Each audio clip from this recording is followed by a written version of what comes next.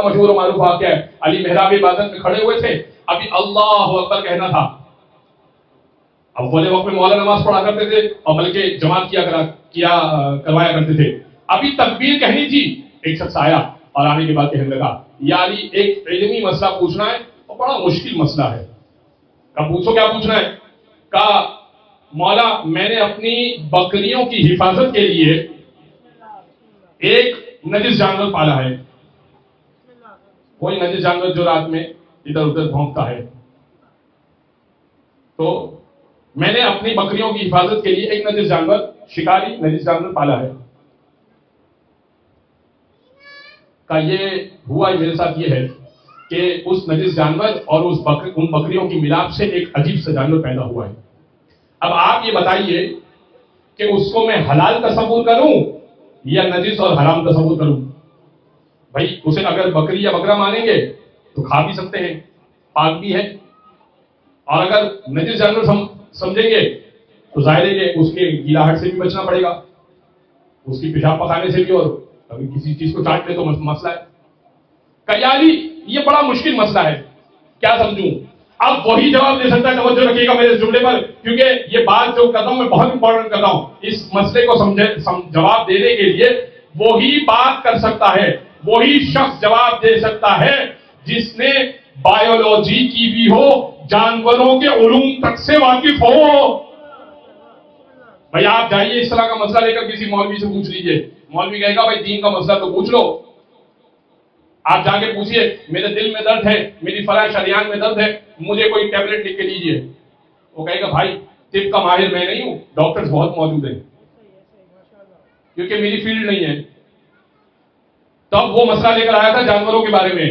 علی کو کہنا چاہیے تھا بھائی جاؤ یہ تو جینڈر کا مسئلہ ہے, یہ جا کر تو کسی ڈاکٹر کو دکھا دو اپنا وہ والا جانور, وہ طے کر لے گا. لیکن مولا ابھی تکبیر کہنے والے نماز والے وقت سے نکل جائے گی. مولا نے کہا جا اور جا کے دیکھ وہ کھاتا کس طرح سے. اگر لقمہ چبا چبا کے کھاتا ہے تو حلال جانور ہے, اور اگر لقمہ پورا منہ میں نکل لیتا ہے تو حرام جانور ہے. ایک جملے میں مولا نے جواب دے دیا. اگلے دن پھر اسی وقت آیا اور آنے کے بعد کہنے لگا یا علی میں نے بہت غور کیا اس جانور پہ جو پیدا ہوا ہے, بہت غور کیا, اور میں نے دیکھا کبھی تو ایسے چبا چبا کے کھا رہا ہے اور کبھی پورا پورا نکل رہا ہے. حلال سمجھو یا حرام سمجھو. امام نے کہا جا اور جا کے اس کے پینے کے انداز کو دیکھ. اگر گھونٹ گھونٹ کر پانی پیتا ہے تو حلال جانور ہے, اگر چاٹ چاٹ کے پانی پیتا ہے تو حرام جانور ہے. یہ کہہ کے اللہ اکبر امام نے نماز شروع کرا دی. جواب مل گیا. آیا, آنے کے بعد کہنے لگا یا علی کبھی گھونٹ گھونٹ کر کے پانی پیتا ہے, کبھی چاٹ چاٹ کے پانی پیتا ہے. اب یہ تو مولا کو پھنسانے کے لیے کر رہا تھا نا, کہ کہیں تو علی پھنسیں گے, کہیں تو علی ایسا ہوگا کہ کہیں گے کہ بھائی نہیں معلوم ہے, نہیں پتا, اب کیا کیا جائے. نہیں, مولا نے کہا اس کا بھی حل ہے.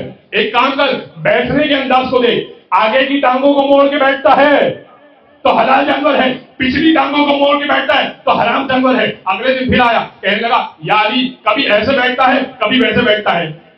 امام نے کہا کوئی مسئلہ نہیں ہے, لیکن تم میری نماز کی تاخیر نہیں کرا سکے گا, نماز کی تاخیر نہیں ہوگی. امام نے کہا کوئی مسئلہ نہیں, ریوڑ کے ساتھ چلا کے دیکھ.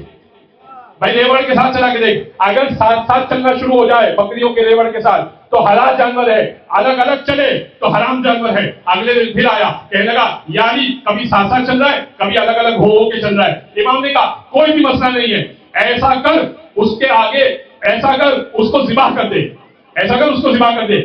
اگر کئی آنتیں نکلے تو حلال جانور ہے, اگر ایک لمبی آنت نکلے تو حرام جانور ہے. اگلے دن آیا, کہنے لگا اب تو نہیں کہہ سکتا تھا نا یا علی کبھی ایک بڑی آنت نکلتی ہے کبھی کئی آنتیں نکلتی ہے. کہنے لگا یا علی آپ کے علم کو دیکھنا چاہتا تھا, آپ نے وہ جواب دے دیا, اب آگے نہیں کہہ سکتا.